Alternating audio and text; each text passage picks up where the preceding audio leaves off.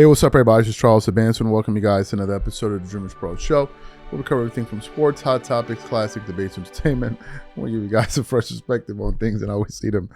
And today we got a great show for y'all, man. Happy beginning of the month. Happy February. But before we get into it, please make sure you like the video and subscribe to the channel here. So this is an interesting one. So as you guys know, Michael Jordan recently came under some fire after some comments that Charles Barkley had to make with his debut on, I think, NBC, where they were saying that it wasn't a good look, that they didn't produce enough of the show. Like, there wasn't much content from his interview, the interview that he did, and, you know, various things were said about it. So last night, I was shocked to see that a clip dropped of Michael Jordan. I was like, wait, they're still doing this? Because this sit-down interview, I don't know how long this interview was, but they're releasing it in segments, right? So they dropped the new clip. And I was like, wow, okay, I thought we were done with this. I thought we had heard everything that Jordan had to say, because I think one of the reasons people were so upset is because they wanted to hear more.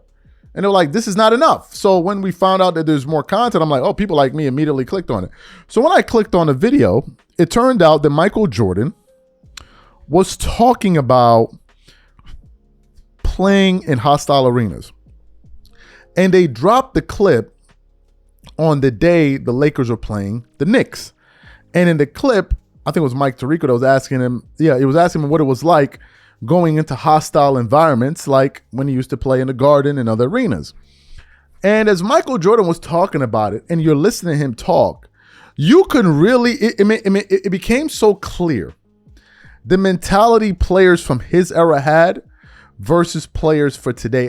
And I just couldn't help but think about players like Lebron, who was known for throwing fans out of games because of things that they say on the sideline. I'm like, wow, this is really, really revealing how Michael Jordan approached basketball mentally versus how people approach it today. But before we can get into the sound, today's video is brought to you by our sponsor, Prize Picks. Prize Picks is America's #1 daily fantasy sports with over 10 million members. Prize Picks makes it easy to get real money action on the sports and players you love. You pick more or less on at least 2 for a shot to win up to 100 times your cash. For example, this week I'm really looking forward to some of these upcoming games. This week I'm picking Stephen Curry for more than 29 points. I'm picking Kevin Durant for more than 27 points. I'm picking Giannis Antetokounmpo for more than 12 rebounds, and I'm picking Luka Doncic for more than 8 assists.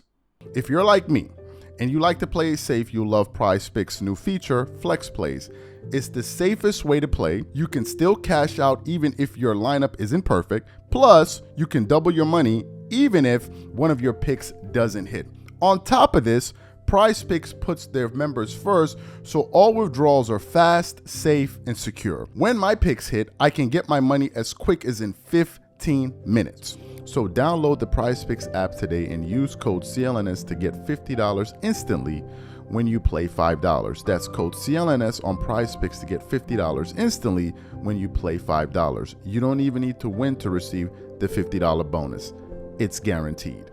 And remember, whenever you support this sponsor, you're supporting this channel. Thank you. Okay, excellent. So what we want to do now is we want to play what Jordan had to say. I want you guys to listen to it in its entirety. It's very insightful. And then we're going to come back and continue on. Take a listen to Michael Jordan here. What we loved as fans when you played was the places and the buzz in the building.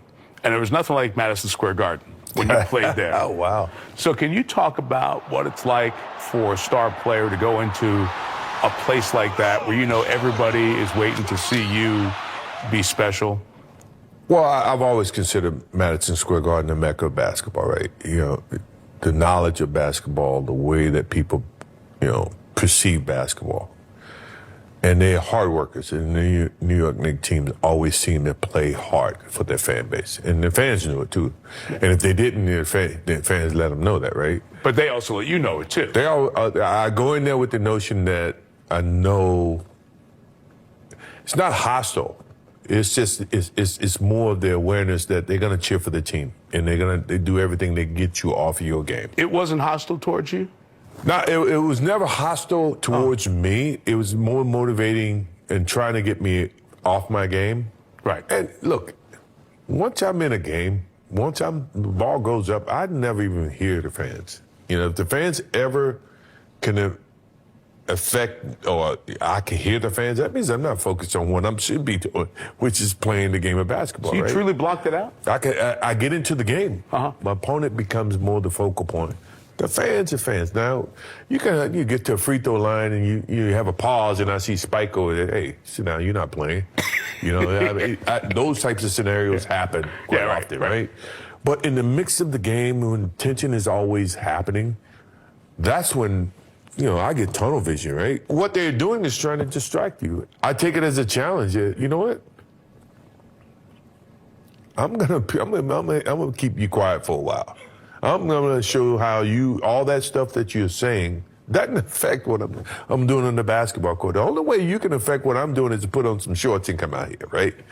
But that's my mentality. That's, you know, and as a leader, I got to make sure the team, Scottie Pippen and all these guys, don't fall prey to that, you know. So as the big player, as the star guy, would you consciously, if you were going into a hostile environment, make sure the other guys knew 100%. we can shut them up? Yes. Right. Take the crowd out right from the beginning. Right. Phil says it in his speech.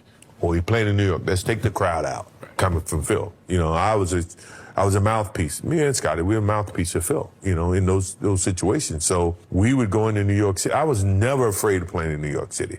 Actually, it was a privilege because, you know, if you do your job, you do the things that you're capable of doing, the New York fans are going to cheer you over their own fans. So the challenge was, let's see if I can turn that guy over there in the fifth row. Instead of calling me names, he started cheering Michael Jordan.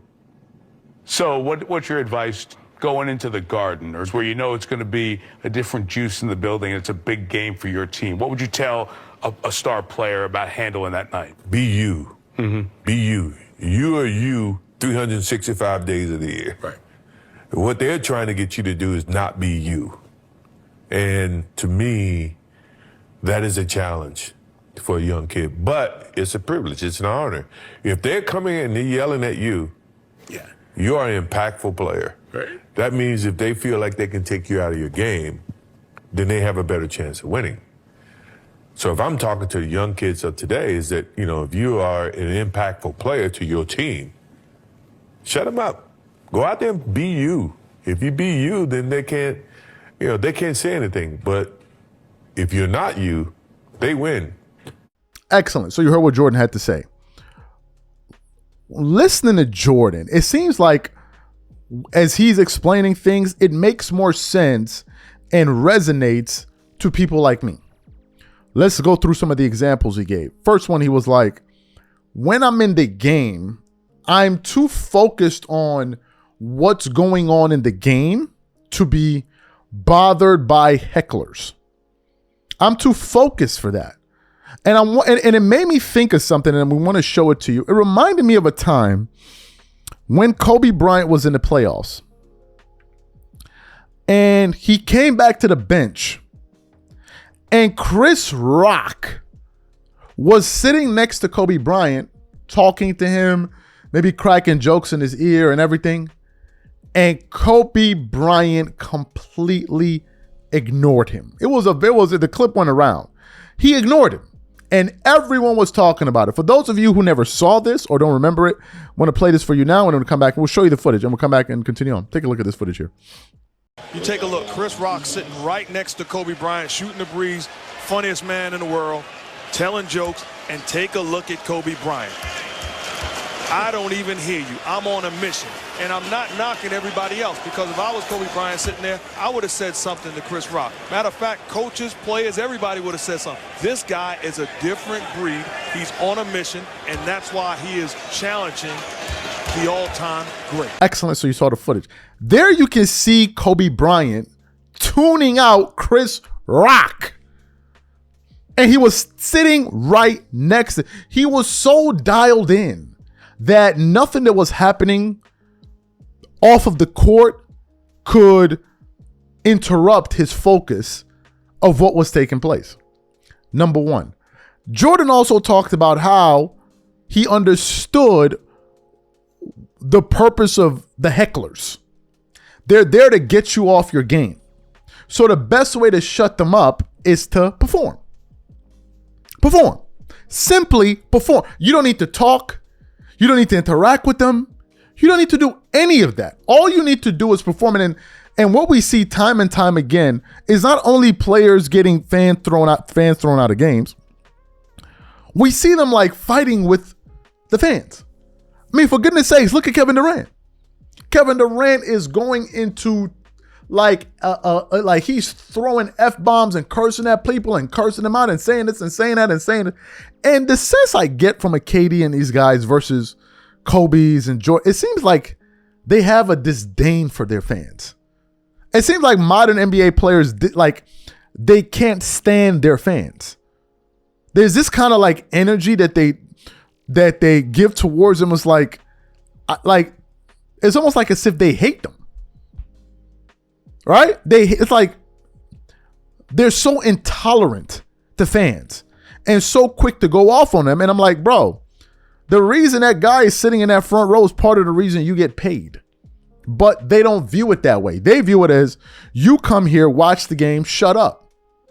And Michael Jordan is like, no, you guys are part of the game. That's the fundamental difference. Jordan acknowledged crowds, whether positive or negative, as part of basketball. Those guys are trying to create a demarcation where it's like, we're the sport here, you guys watch, shut up. That is the fundamental difference. And it speaks to, frankly, Jordan's mental toughness and the lack of mental toughness from modern NBA players. There's just so much sensitivity. They're just the most sensitive set of people walking the planet Earth. They're just so sensitive. Everything is an affront. Everything is an attack. It's really revealing to hear a person like Michael Jordan talk versus today's NBA player. This is the cupcake era, bro. But we already know this. This is the cupcake era. The cupcake era. Don't say this because you're going to hurt dude's feelings. Oh, man, I don't talk about him like that, bro. Come on, man. You got Draymond Green calling racism on referees, bro. This is what we doing. And we got another video dropping to talk about that depending on when y'all seeing these videos. But this is where we at with it. This is where we at with it. This is the softest era ever. And you're not going to convince me otherwise. It is, it's a fact. You got dudes complaining about pillows, bro. Pillows. Oh, man, this pillow, that pillow fell, I couldn't sleep. This is where we at with it. Complaining about pillows. It's like, yo, dog, you couldn't pack your own pillow? Are you even joking? Is this a thing? You can't even pack your own pillow? You got dudes leaving teams over cookies, bro. Cookies. This is the most soft era ever. Bro, you want to know how this era is ass? When the toughest player in this era is Draymond Green, son, your era is ass cheeks, bro. Y'all are the softest era of basketball players. When Draymond Green is the goon in the NBA, son, your era, like, that's all you got to know. That's all you got to know. You got Draymond Green putting his goon down on NBA players and nobody does nothing. That's all you got to know about this era. That's all you got to know. These are my thoughts. Whatever you guys think, please leave your thoughts and comments in the comment section. We're going to catch you on the next one. I'm out. Peace.